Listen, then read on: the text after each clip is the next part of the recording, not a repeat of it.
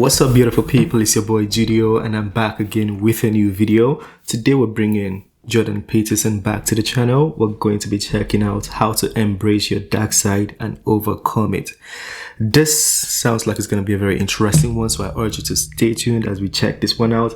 I'm ready for it, and seems he's teaching it in a class, so it's going to be in a very professional setting with data backup and all the beautiful things we like. Anyways, without wasting your time, let's get to it. That people go watch anti-heroes and villains is because there's a part of them crying out for the incorporation of the monster within them, which is what gives them strength of character and self-respect, because it's impossible to respect yourself until you grow teeth. And if you grow teeth, then you realize that you're somewhat dangerous, or maybe somewhat seriously dangerous, and then you might be more willing to demand that you treat yourself with respect and other people do the same thing. And so that doesn't mean that being cruel is better than not being cruel. What it means is that being able to be cruel and then not being cruel is better than not being able to be cruel. Because in the first case... I was actually listening to Israel Adesanya, the UFC fighter, today, and then he said, being good. I don't know how he put it. I think he was also quoting somebody, but he said, actually being good is knowing that you're dangerous, but choosing to be good is being good, something like that. I might be wrong though, but it was something close. You're nothing but weak and naive. And in the second case, you're dangerous, but you have it under control. And a lot of martial arts concentrate on exactly that as part of their philosophy of training. It's like, we're not training you to fight. We're training you to be peaceful and awake and avoid fights. But if you happen to have to get in one, and I guess the philosophy yourself. Also is that if you're competent at fighting, that actually decreases the probability that you're going to have to fight, because when someone pushes you, you'll be able to respond with confidence, and with any luck, and this is certainly the case with bullies, with any luck, a reasonable show of confidence, which is very much equivalent to a show of dominance, is going to be enough to make the bully back off. And so the strength that you develop in your monstrousness is actually the best guarantee of peace. And that's partly why Jung believed that it was necessary for people to integrate their shadow. And he said that was a terrible thing for people to attempt, because the human shadow, which is all those things about yourself that you don't want to realize, reaches all the way to hell. And what he meant by that was, it's through an analysis of your own shadow that you can come to understand why other people are capable, and you as well, of the sorts of terrible atrocities that characterized, let's say, the 20th century. And without that understanding, there's no possibility of bringing it under control. When you study Nazi Germany, for example, or you study the Soviet Union, particularly under Stalin, and you're asking yourself, well, what are these perpetrators like? Forget about the victims, let's talk about the perpetrators. The answer is, they're just like you. And if you don't know that, that just means that you don't know anything about people. He's saying Adolf Hitler is just like you. Maybe he embraced his darker side a little more, but he's like you. Including yourself. And then it also means that you have to discover why they're just like you. And believe me, that's no picnic. So that's enough to traumatize people, and that's partly why they don't do it. And absolutely it's also partly why the path to enlightenment and wisdom is seldom trod upon, because if it was all a matter of following your bliss and doing what made you happy, then everyone in the world would be a paragon of wisdom. But it's not that at all. It's a matter of facing the thing you least want to face. And everyone has that there's this old story in King Arthur where the knights go off to look for the Holy Grail, which is either the cup that Christ drank out of at the Last Supper, or the cup into which the blood that gushed from his side was poured when he was crucified. The stories vary, but it's basically a holy object, like the phoenix in some sense, that's a representation of transformation. So it's an ideal, and so King Arthur's knights, who sit at a round table because they're all roughly equal, go off to find the most valuable thing, and where do you look for the most valuable thing when you don't know where it is? Well, each of the knights looks at the forest surrounding the castle and enters the forest at the point that looks darkest to him. And that's a good thing to understand, because the gateway to wisdom and the gateway to the development of personality, which is exactly the same thing, is precisely through the portal that you do not want to climb through. And the reason for that's actually quite technical. This is a Jungian presupposition too, is that, well, there's a bunch of things about you that are underdeveloped, and a lot of those things are because there's things you've avoided looking at because you don't want to look at them, and there's parts of you you've avoided developing because it's hard for you to develop those parts. And so it's by virtual necessity that what you need is where you don't want to look, because that's where you've kept it. Happens to a lot of us. And so, and that's why there's, you know, an idiosyncratic element of it for everyone. Your particular place of enlightenment and terror is not going to be the same as yours, except that they're both places of enlightenment and terror. So they're equivalent at one level of analysis and different at another. So anyways, back to fiction and what it does, it distills truth, and it produces characters that are composites.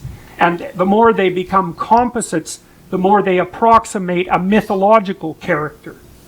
And so they become more and more universally true and more approximating religious deities. But the problem with that is they become more and more distant from individual experience. And so with literature, there's this very tight line where you need to make the character more than merely human, but not so much of a god that, you know, one of the things that happened to Superman in the 1980s, Superman started out, he's got a heavenly set of parents, by the way, and an earthly set of parents, and he's an orphan like Harry Potter.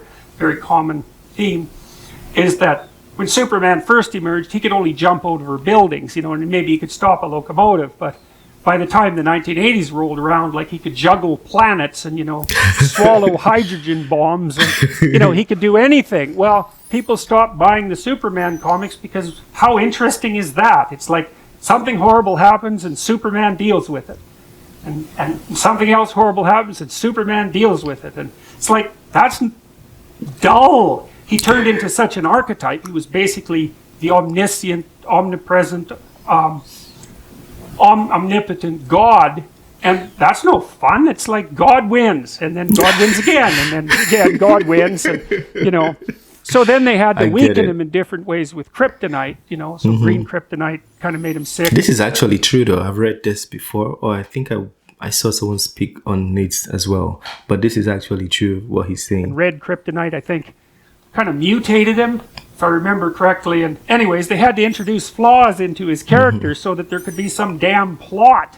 And that's something to think about. Because when you get to this God level, it becomes unrelatable. You know, it's like, okay, let's just give it another context. Like listening to an artist. You like that artist when he was rapping about his suffering and his life, and just his life being broke. And then at some point, he just switches up and starts rapping about how his life is so good, how he's making money with all these women, and then it just becomes unrelatable because he's trying to get to this God level, and you don't seem to see the vulnerability anymore. So yeah, it applies.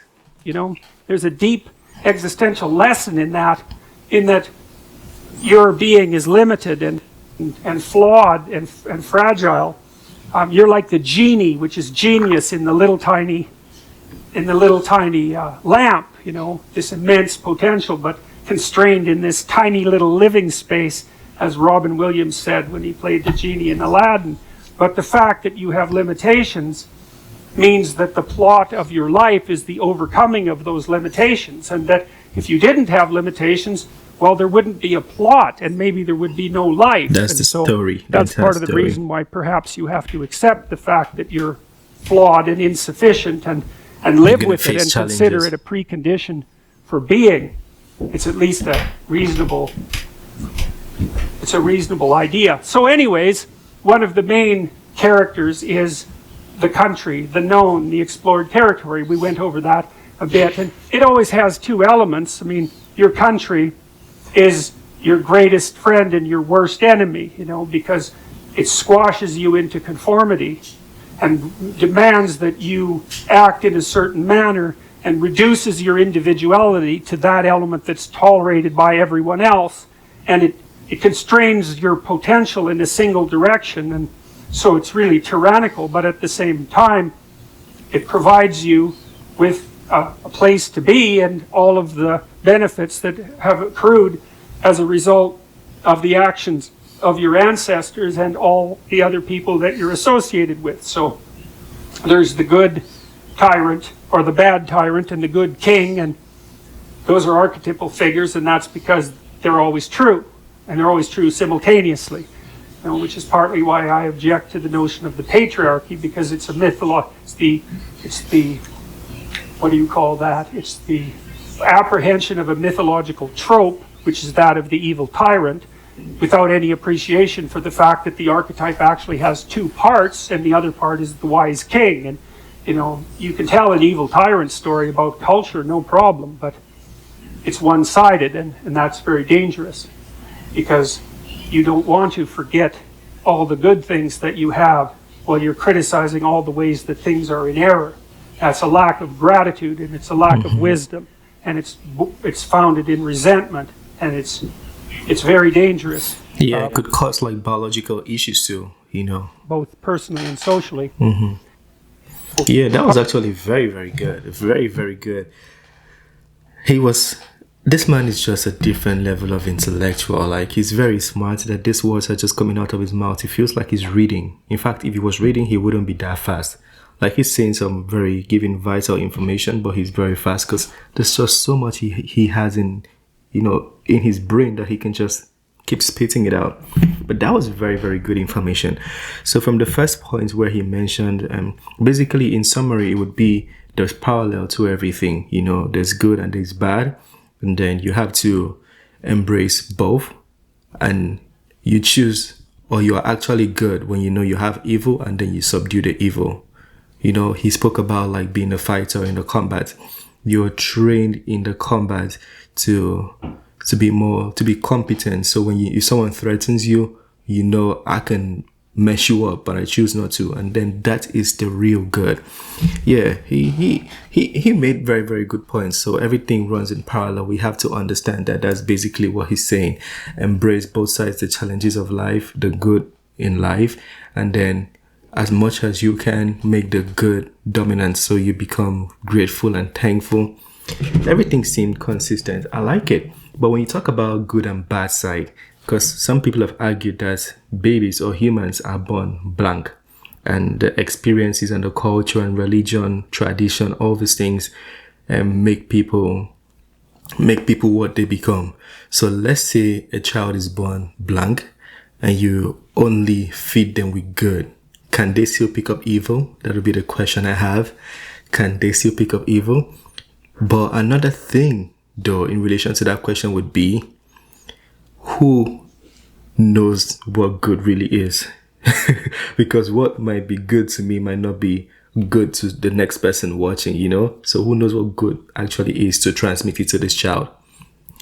So yeah, let me know what you guys think. That was a very interesting video. Let me know what you think. Feel free to share your thoughts, share your points. If you want us to bring more videos like this to the channel, as always, let me know in the comment section. Send me the links, send me the titles, and I'll do my best to bring them. This is the end of this one. Smash the like button, subscribe if you're new to the channel, and I'll catch you on the next video. Have a very wonderful day. Peace.